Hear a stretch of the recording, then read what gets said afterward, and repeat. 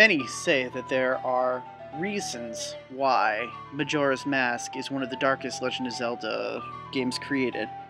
There are many theories and conspiracies to why such a dark game would be made by Nintendo and why this is only kind.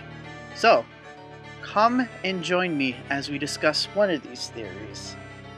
So, this will be a mini special that deals with the 5 stages of griefs and how they relate to The Legend of Zelda, Majora's Mask.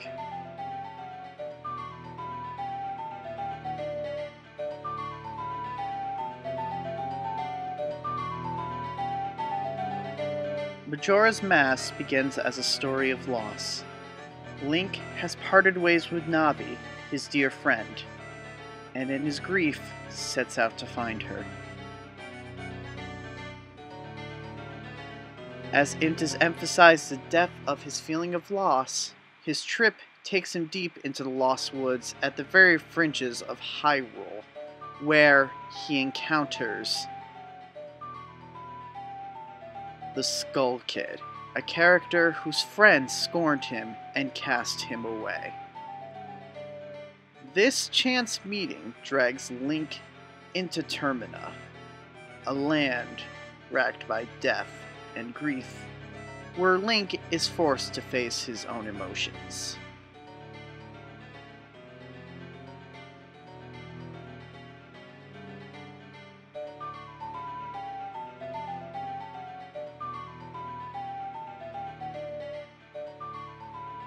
Link arrives in Termina through the clock tower, which ticks ever onward in its countdown to the Carnival of Time, the great festival that comes each harvest time.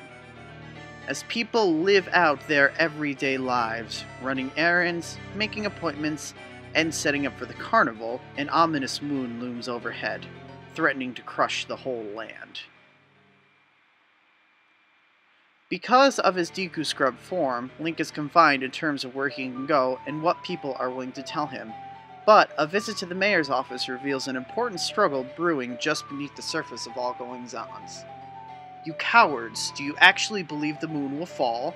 The confused townsfolk simply cause a panic by believing this ridiculous groundless theory. The soldiers couldn't prevent the panic, but outside the town walls is where the danger is. You want answers? The answer is that the carnival should not be cancelled. If the soldiers wish to run, then run, Viscan. We councilmen will stick to tradition. This carnival will be a success. I never heard of a defense unit abandoning his town. Mutoff the Carpenter. What seems like a petty squabble between bureaucrats can actually be interpreted as a metaphor for denial. The Carnival Convili, unwilling to acknowledge and account for the looming danger, choose to ignore it rather than deal with it. They laugh openly at the idea that the moon will fall and refuse to allow it to interfere with the carnival. Similarly, the master at the sword training center entertains the idea that if the moon comes too close, he can simply cut it to pieces with his blade.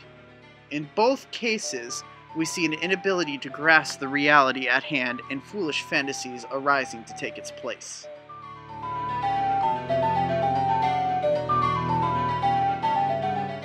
The denial can only be temporary, however.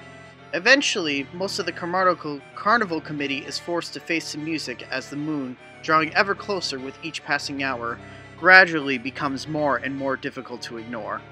By the night of the 3rd day, all of the carpenters and merchants have evacuated, leaving only Muta and his stubbornness behind. The Swordmaster has retreated to a back room, where he lies trembling in fear and despair. In contrast, Link spends his every waking hour in pursuit of the Skull Kid, in hopes that he can retrieve the Ocarina of Time before it's too late. By midnight of the 3rd day, his efforts have brought him to the top of the clock tower, where he stands face to face with the giant moon. But armed as he currently is, he has no way of stopping it.